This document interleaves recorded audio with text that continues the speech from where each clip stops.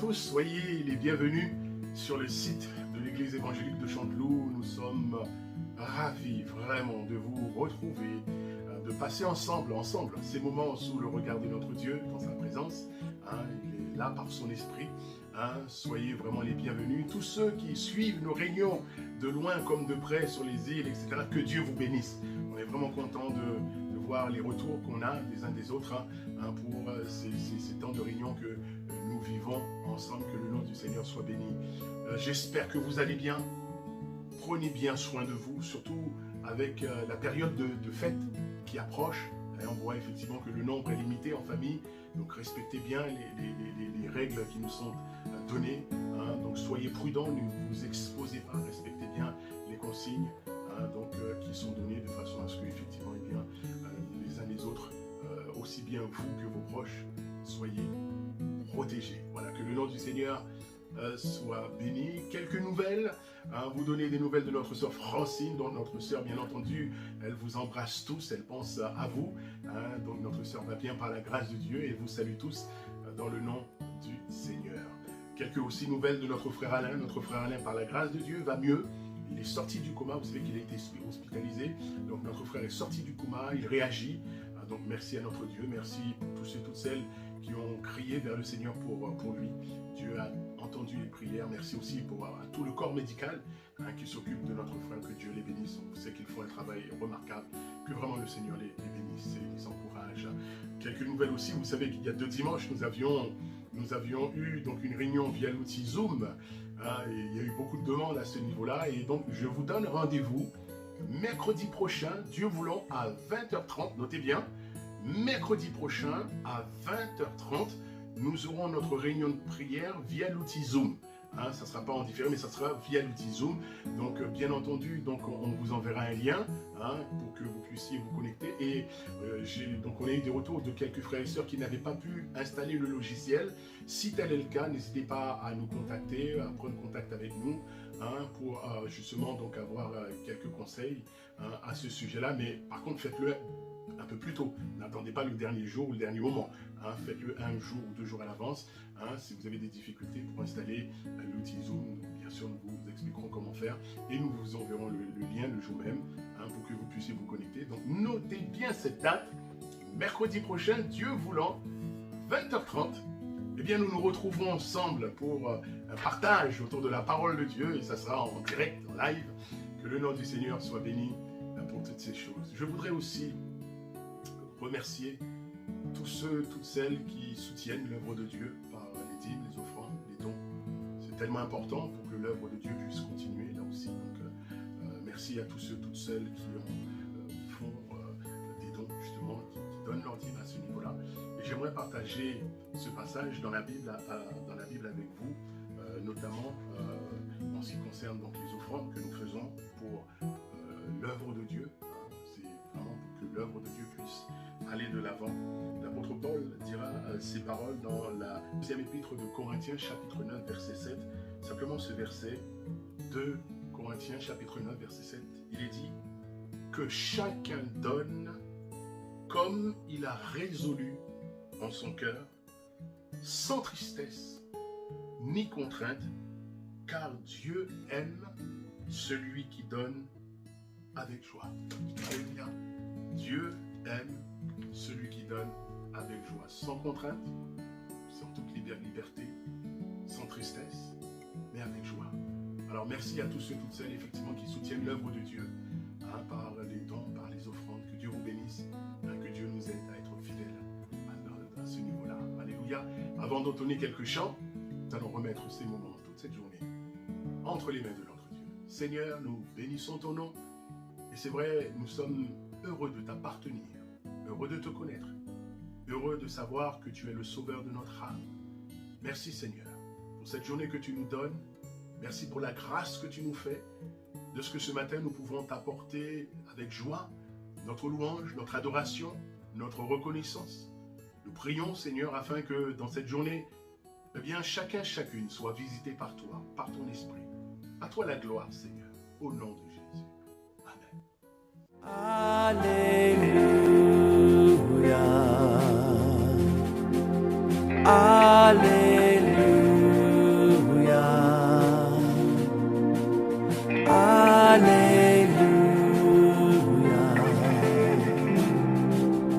mon Dieu règne. Alléluia, Alléluia,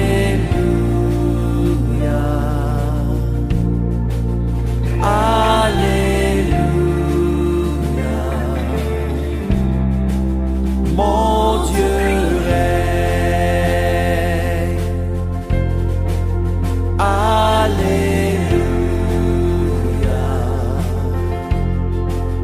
Alléluia,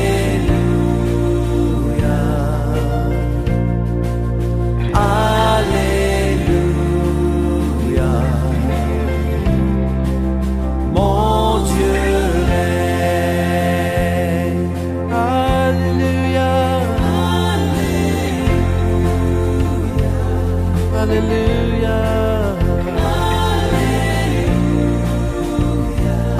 Alléluia,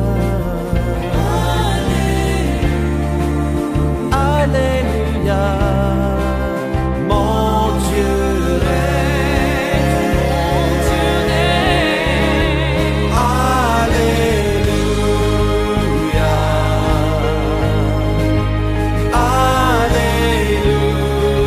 Alléluia, Alléluia, mon Dieu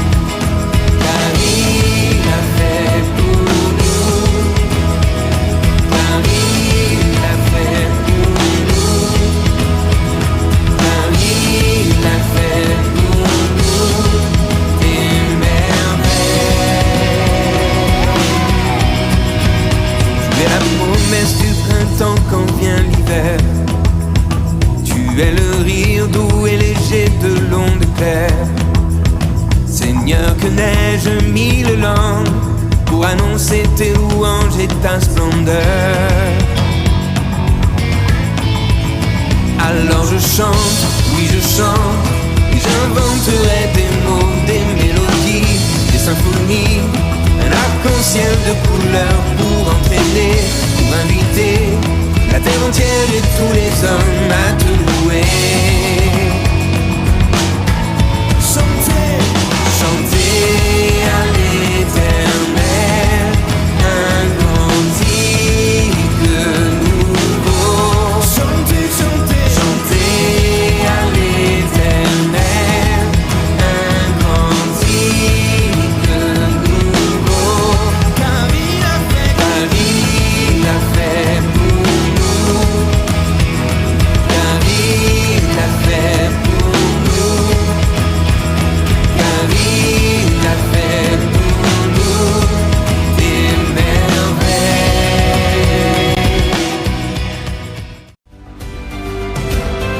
Ici aux confins de la terre va résonner notre prière.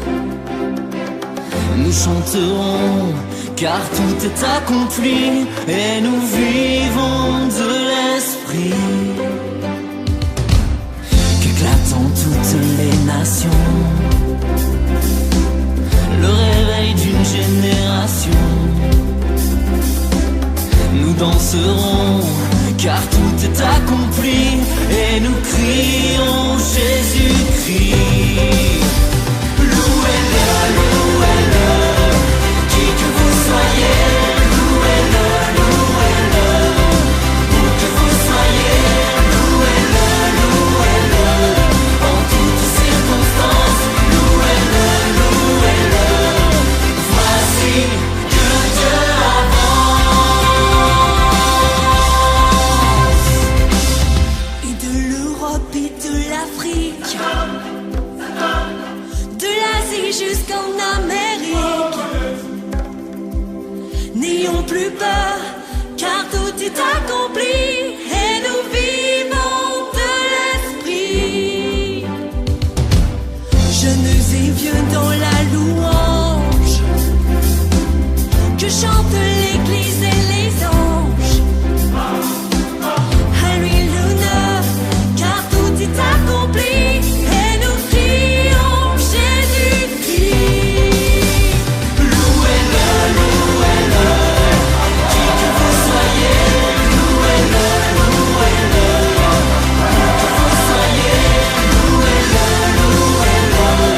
en toutes circonstances, louez-le,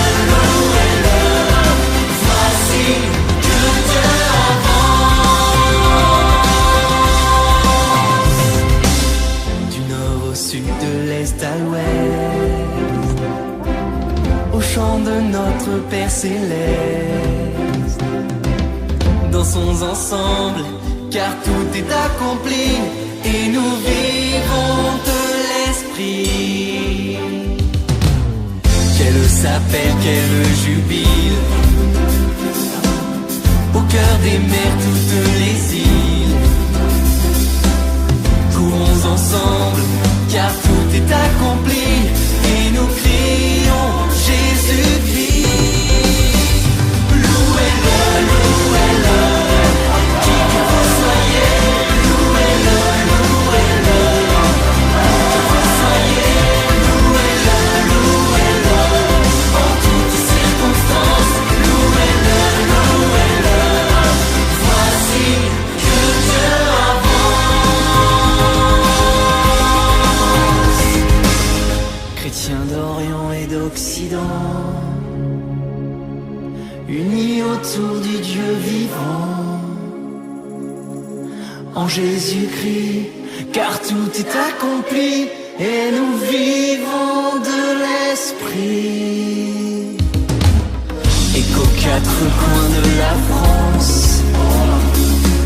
s'élève un chant, n'est-ce une danse pour le Messie, car tout est accompli et nous crions Jésus-Christ.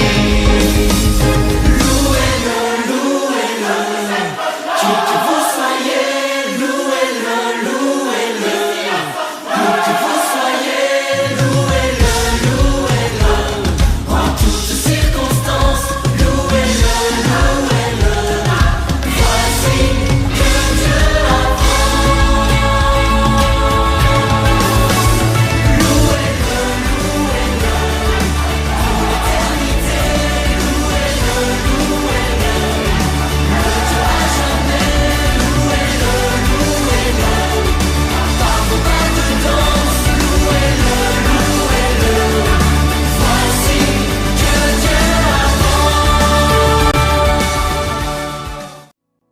Le roi dans sa beauté, vêtu de majesté, la terre est dans la joie, la terre est dans la joie. Sa gloire resplendit, l'obscurité s'enfuit au son de sa voix, au son de sa voix. Combien Dieu est grand, chantons-le combien Dieu est grand, et tous verront combien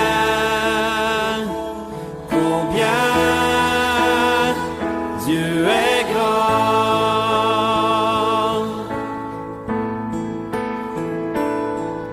Car d'âge en âge il vit,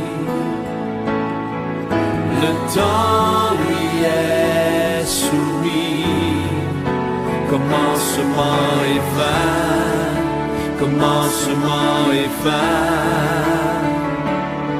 Céleste Trinité, Dieu d'éternité, il est l'agneau divin, il est l'agneau divin. Combien Dieu est grand, chantons-le combien Dieu est grand, et tous verront combien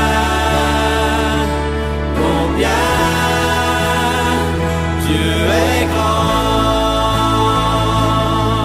Son nom est tout puissant, son nom est tout puissant.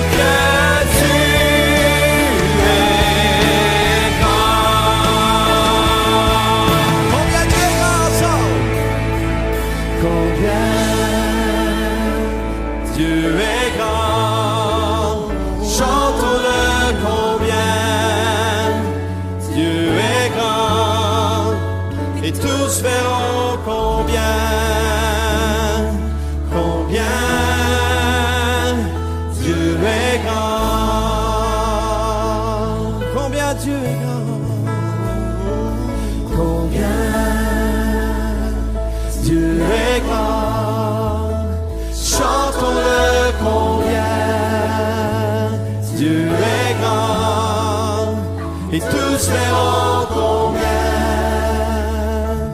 combien Dieu est grand.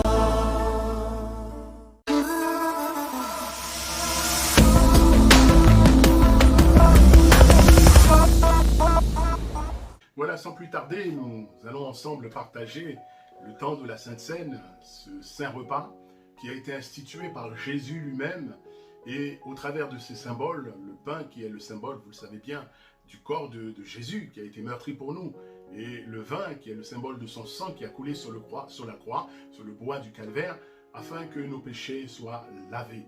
Et ce matin, nous voulons encore dire à notre Dieu toute notre reconnaissance, tout notre amour pour qui il est. Il est Dieu, il est digne de louange, il est digne d'adoration. Et ce matin, eh bien ensemble, nous voulons le célébrer. Vous avez préparé le pain et le vin à la maison et nous allons partager eh bien, ces symboles pour rendre grâce à notre Dieu. Et je voudrais laisser ce psaume 96, versets 1 à 13 sur votre cœur. Et voilà ce que le psalmiste dira dans le psaume 96, versets 1 à 13. Il est dit « Chantez à l'Éternel un cantique nouveau. Chantez à l'Éternel, vous tous habitants de la terre. Chantez à l'Éternel, bénissez son nom, annoncez de jour en jour son salut, racontez parmi les nations sa gloire, parmi tous les peuples ses merveilles, car l'Éternel est grand et très digne de louange. Dieu est très digne de louange. Il est redoutable par-dessus tous les dieux, car tous les dieux des peuples sont des idoles et l'Éternel a fait les cieux. La splendeur et la magnificence sont devant sa face. La gloire et la majesté sont dans son sanctuaire. Famille des peuples, rendez à l'Éternel gloire et honneur. Rendez à l'Éternel gloire pour son nom. Apportez des offrandes. Les offrandes, c'est nos lèvres qui confessent son nom, notre louange, notre adoration, entre autres. Apportez des offrandes et entrez dans ses parvis. Prosternez-vous devant l'Éternel avec des ornements sacrés. Tremblez devant lui, vous tous habitants de la terre. Dites parmi les nations, l'Éternel règne. Ainsi aussi, le monde est ferme, il ne chancelle pas. L'Éternel juge les peuples avec droiture. Que les cieux se réjouissent, que la terre soit dans l'allégresse, que la mer retentisse avec tout ce qu'elle contient, que la campagne s'égaie avec tout ce qu'elle renferme, que tous les arbres des forêts poussent des cris de joie devant l'Éternel, car il vient pour juger la terre, il jugera le monde avec justice et les peuples selon sa fidélité. Amen. Famille des peuples, rendez à l'Éternel gloire pour son nom. Et nous voulons lui rendre gloire ce matin, le célébrer, le bénir. Seigneur, tu es digne de louange, tu es digne d'adoration. Et ce matin, nous voulons courber notre âme devant toi, nous voulons nous prosterner devant toi et te dire, Seigneur, combien nous t'aimons, combien nous te sommes attachés. Merci pour le don de Jésus, merci pour ton amour à notre égard, pour ton salut, pour la vie éternelle, Père. À toi la gloire, au nom de Jésus. Amen. Merci d'un cœur reconnaissant. Merci, ô Seigneur, trois fois saint. Merci, car il a donné Jésus-Christ, son Fils. Merci d'un cœur reconnaissant. Merci, ô Seigneur, trois fois saint. Merci, car il a donné Jésus-Christ, son Fils. Maintenant, le faible dit, je suis fort. Le pauvre dit, je suis riche. Dieu a fait de grandes choses pour nous. Maintenant, le faible dit,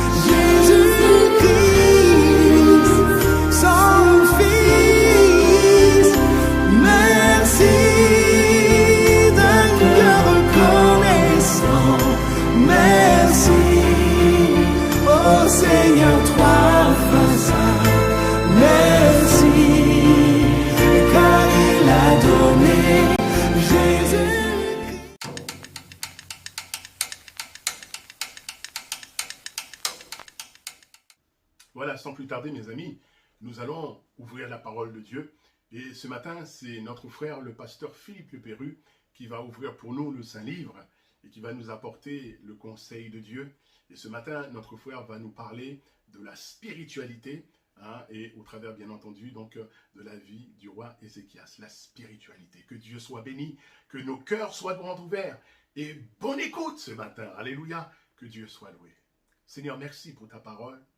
Seigneur, ta parole, elle est pour nous cette nourriture. Merci de bénir ton serviteur. Merci de visiter chacun ce matin. Donne-nous une oreille attentive, Père, au nom puissant de Jésus. Amen. Bonjour, chers amis. Soyez les bienvenus dans cette réunion un peu particulière, comme depuis déjà quelques mois, et toujours dans l'espoir que bientôt nous pourrons nous voir. Nous allons parler ce matin du roi Ézéchias, un roi de l'Ancien Testament, bien sûr, qui a régné sur le royaume de Juda de l'an 719 avant notre ère jusqu'à l'an 691, c'est-à-dire pendant une durée de 28 ans. Le nom Ézéchias signifie « l'Éternel est ma force » ou « l'Éternel fortifie ». Tout un programme, n'est-ce pas?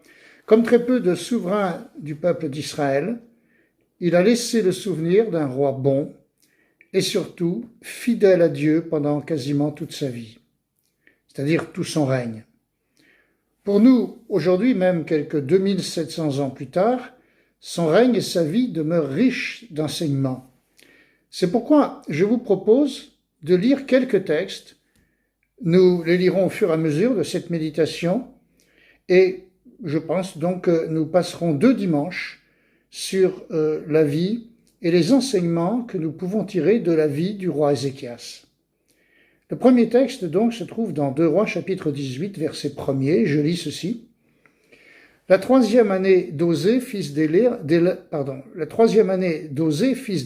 roi d'Israël, Ézéchias, fils d'Akaz, roi de Juda, régna. Il avait 25 ans lorsqu'il devint roi, et il régna 29 ans à Jérusalem. Sa mère s'appelait Abi, fille de Zacharie. Il fit ce qui est droit aux yeux de l'Éternel, entièrement comme avait fait David son père. Il fit disparaître les hauts lieux, brisa les statues, abattit les idoles, et mit en pièces le serpent d'airain que Moïse avait fait, car les enfants d'Israël avaient jusqu'alors brûlé des parfums devant lui. On l'appelait Nehushtan. Il mit sa confiance en l'Éternel, le Dieu d'Israël. Et parmi tous les rois de Juda qui vinrent après lui ou qui le précédèrent, il n'y en eut point de semblable à lui. Il fut attaché à l'Éternel. Il ne se détourna point de lui et il observa les commandements que l'Éternel avait prescrits à Moïse. Et l'Éternel fut avec Ézéchias, qui réussit dans toutes ses entreprises. Il se révolta contre le roi d'Assyrie et il ne lui fut plus assujetti. Une vie exemplaire. À la limite, ce texte pourrait même se passer de commentaires. Nous avons ici un modèle à suivre. Ézéchias a marché dans la droiture. Il a lutté contre l'idolâtrie, qui est une forme erronée d'adoration. Il a été attaché au Seigneur.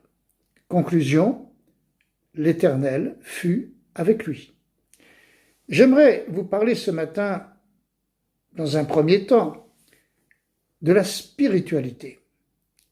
La spiritualité, qu'est-ce que c'est? On parle beaucoup de spiritualité aujourd'hui et on la voit dans différents éléments comme dans la fidélité à l'Église, la possession d'un ou plusieurs dons spirituels, l'assiduité dans la lecture de la Bible, une vraie vie de prière, etc.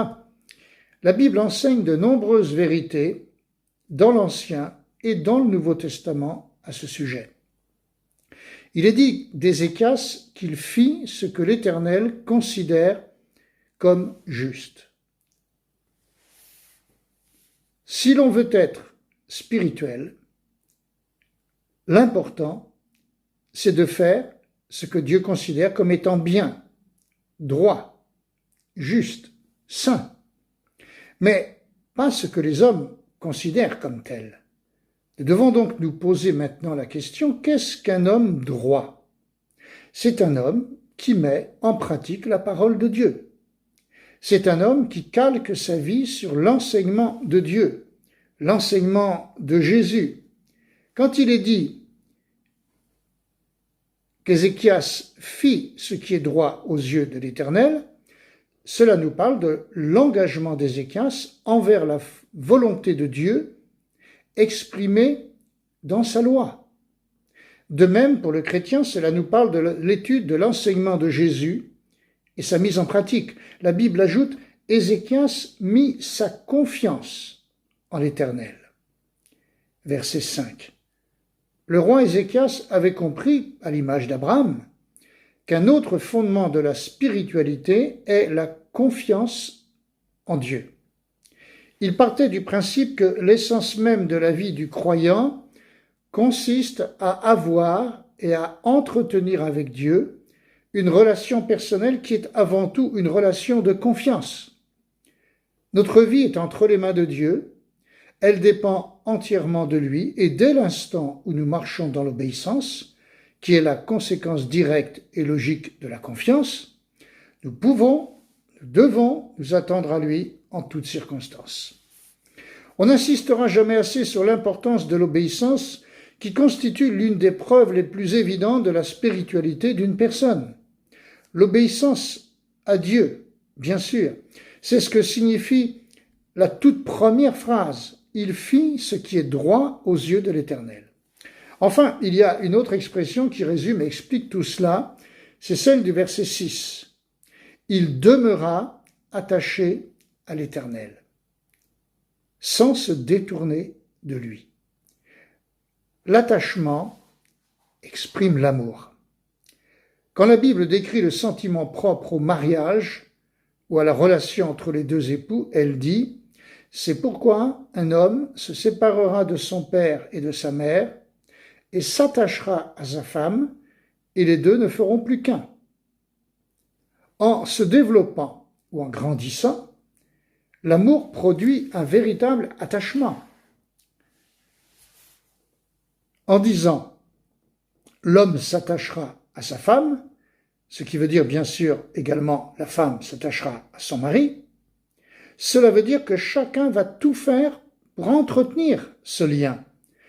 La traduction grecque de l'Ancien Testament traduit cela en utilisant le verbe qui veut dire « coller ». Littéralement, l'homme se collera à sa femme et la femme se collera à son mari. Quand, dans Actes 11, 23, il nous est parlé de la visite de l'apôtre Barnabas à Antioche, il nous est dit ceci. Lorsqu'il fut arrivé et qu'il vit la grâce de Dieu, il s'en réjouit et les exhorta tous à rester d'un cœur résolu attaché au Seigneur.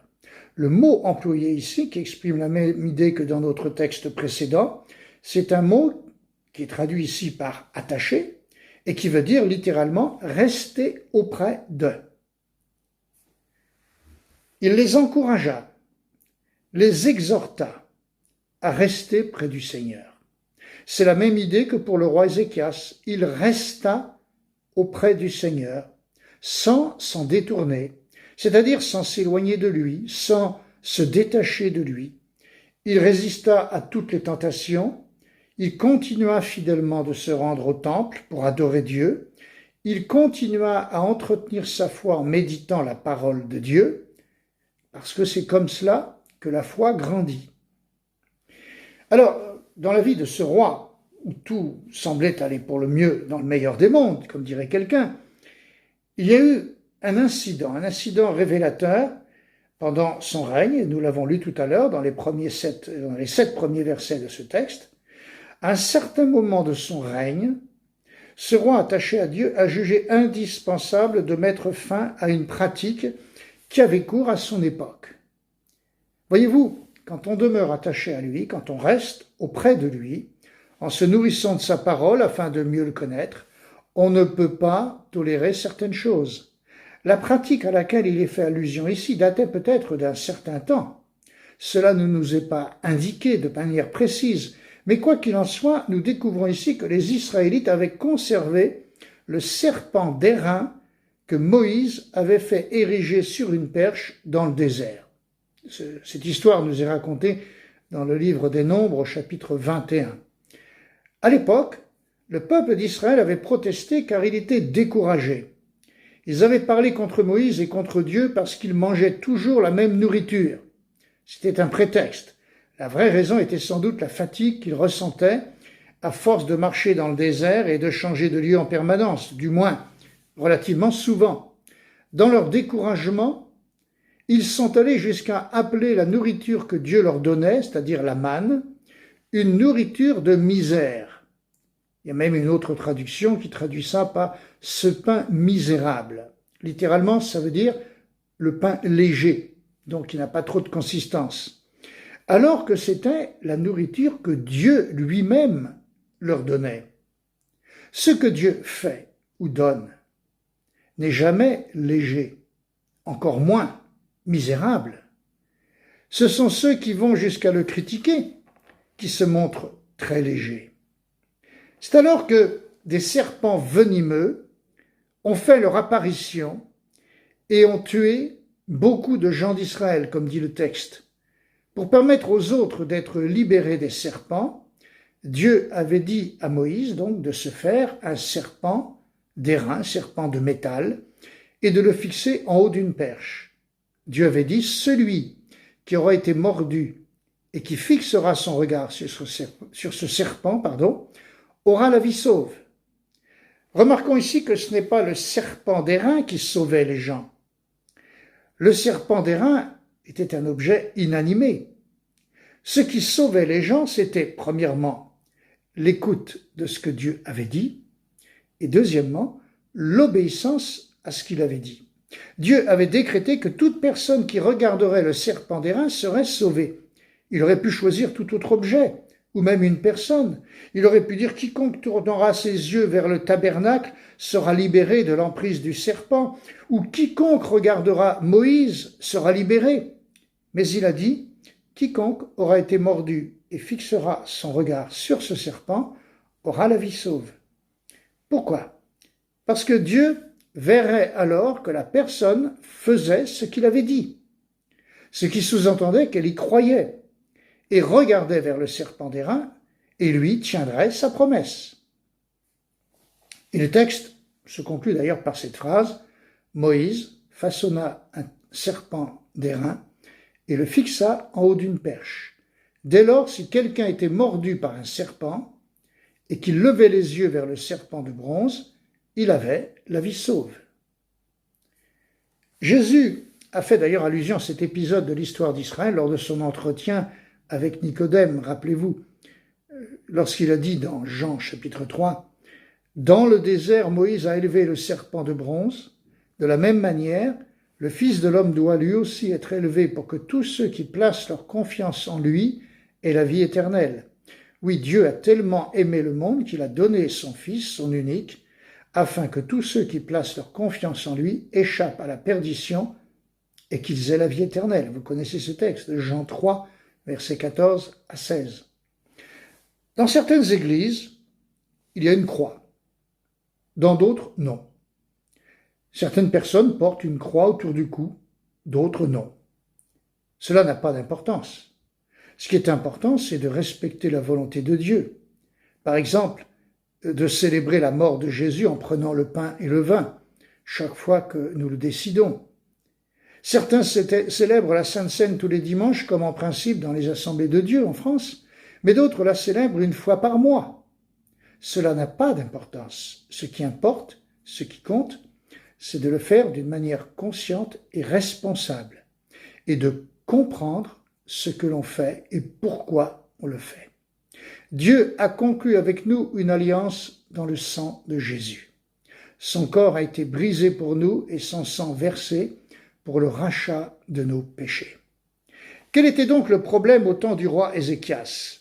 Je dis problème, car Ézéchias a jugé bon à un certain moment de détruire le serpent d'airain, car il avait remarqué qu'il était devenu un objet de culte.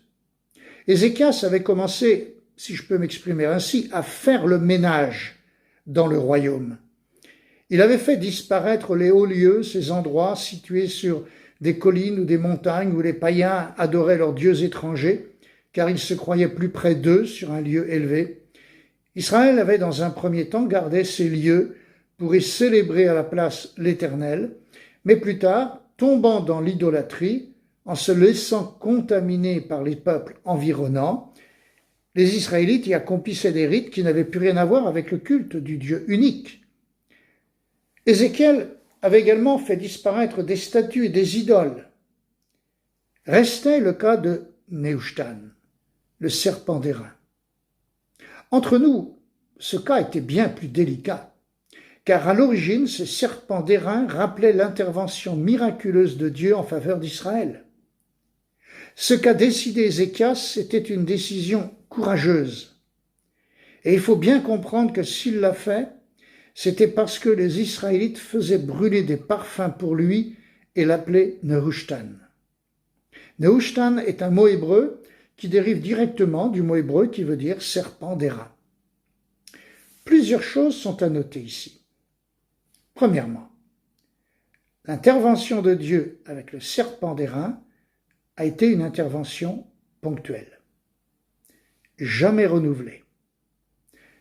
Deuxièmement, Dieu n'a pas demandé expressément qu'Israël garde précieusement cet objet pour que les générations suivantes le voient, éventuellement l'utilisent au cas où.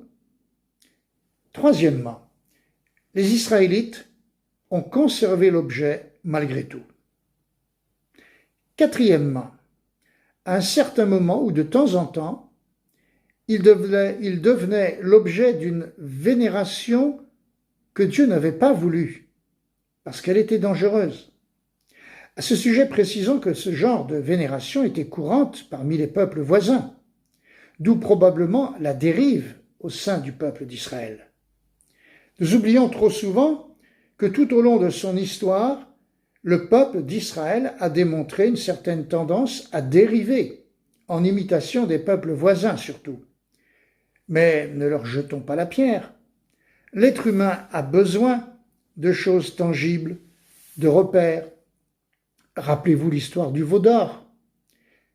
Je me souviens par exemple qu'il y a 20 ou 30 ans, donc c'est beaucoup plus près de nous, un célèbre évangéliste avait été le moyen utilisé par Dieu pour ressusciter un mort, quelque part en Afrique. L'homme qui était mort avait été amené sur l'estrade, mort, lors d'une campagne d'évangélisation de ce pasteur, de cet évangéliste, et là, devant tout le monde, l'évangéliste avait prié pour le mort, et le mort s'était réveillé, et plus tard était rentré chez lui. À la suite de ce miracle, peut-être, comme on dit, pour marquer le coup, l'évangéliste avait fait découper l'estrade en petits morceaux de bois, et en avait envoyé un à chaque chrétien qui le soutenait financièrement dans son ministère. C'était évidemment une erreur, car il pouvait être mal interprété, même si le but de cet évangéliste n'était pas d'encourager l'idolâtrie et encore moins la superstition. Le genre d'idolâtrie qui consiste à vénérer davantage le moyen de la bénédiction que celui qui accorde la bénédiction n'est pas inhabituel. On le voit de temps en temps.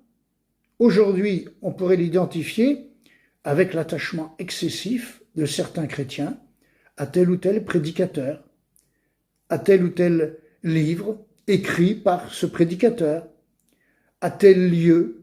J'ai entendu un jour un pasteur dire que si on se faisait baptiser dans le Jourdain, ça avait plus de valeur, ce baptême était supérieur aux autres. Parfois, on s'attache à l'église ou le pasteur qui nous a baptisés au point de ne plus vouloir en partir, même si on déménage loin de là. J'ai connu un cas comme cela, d'une personne qui faisait 2 heures de transport tous les dimanches et même en semaine pour venir dans une église. Alors un jour, j'étais le pasteur de l'église et je lui ai demandé « Mais pourquoi faites-vous cela ?» Elle m'a dit « Mais pasteur, c'est parce que j'ai été baptisé ici. » Certains, par exemple, et je termine avec cela, sur ce point, vénèrent la Bible second de 1910, parce que c'est en la lisant qu'ils se sont convertis. L'important ce n'est pas le moyen de la réception de la bénédiction, mais le Dieu qui bénit, le Dieu de toute bénédiction. Le souvenir de la bénédiction que Dieu nous a accordée par le passé suffit amplement. S'il engendre notre reconnaissance, c'est l'essentiel. Mais Dieu n'a pas besoin de la vénération des endroits où il est intervenu, car il peut, quand il veut, où il veut, et comme il veut, bénir tous ceux qui croient en lui, et plus précisément ceux qui lui sont attachés de tout leur cœur. Ce jour-là, Ézéchias a donc pris une décision courageuse, car le peuple était attaché non à Dieu, mais à l'objet dont Dieu s'était servi pour bénir, pour guérir son peuple rebelle. Le risque, bien sûr, que courait Ézéchias, c'était que le peuple se révolte, que ses leaders l'accusent, Ézéchias, d'avoir détruit l'objet que Dieu en personne avait utilisé pour libérer son peuple. À différentes reprises dans l'histoire d'Israël, il y a eu des souverains courageux et Dieu les a toujours bénis. Je termine avec un dernier mot qui est utilisé dans notre texte. Au verset 7, il est écrit « L'Éternel fut avec Ézéchias qui réussit dans toutes ses entreprises. Il se révolta contre le roi d'Assyrie et ne lui fut plus assujetti. » Le mot, c'est le mot « réussi ». Cette partie de l'histoire d'Ézéchias se termine donc d'une manière remarquable. Quand nous sommes attachés au Seigneur, que nous aimons sa parole au point de nous en nourrir, notre vie connaît la réussite. Pour Ézéchias, cette réussite a été synonyme de délivrance. Il se révolta contre le roi d'Assyrie et ne lui fut plus assujetti. Ézéchias et le peuple d'Israël avaient été jusque-là tributaires du royaume de Syrie, à cause des errements des rois du passé et dernièrement des errements d'Akaz, le propre père d'Ézéchias auquel ce bon roi avait succédé. Quand Dieu approuve ce que nous faisons, parce que ce que nous sommes correspond à ce qu'il veut, il ne manquera pas de nous bénir. Parfois cela se concrétisera par une délivrance, une guérison ou une autre bénédiction. Parfois nous ne verrons pas de changement particulier. Pensez à Joseph, le fils de Jacob, qui s'est retrouvé un jour en prison, suite au mauvais comportement de ses frères, puis à celui de la femme de son maître, et qui est resté là en prison pendant des années, sans que personne ne pense plus à lui. Personne, sauf Dieu. Dans Genèse 39, il nous est dit 2 fois que l'Éternel était avec lui. Une première fois quand il s'est retrouvé dans la maison de son maître en tant qu'esclave, puis une deuxième fois quand il s'est retrouvé en prison. Et dans ces 2 lieux apparemment désagréables, il nous est dit que Dieu lui donna du succès. Le même mot que pour Ézéchias, sauf qu'Ézéchias, lui, était dans un palais. Mais la parole dit que tous les 2 connurent la réussite. Finalement, nous pouvons donc nous demander si nous ne devrions pas revoir notre définition ou notre conception de la réussite.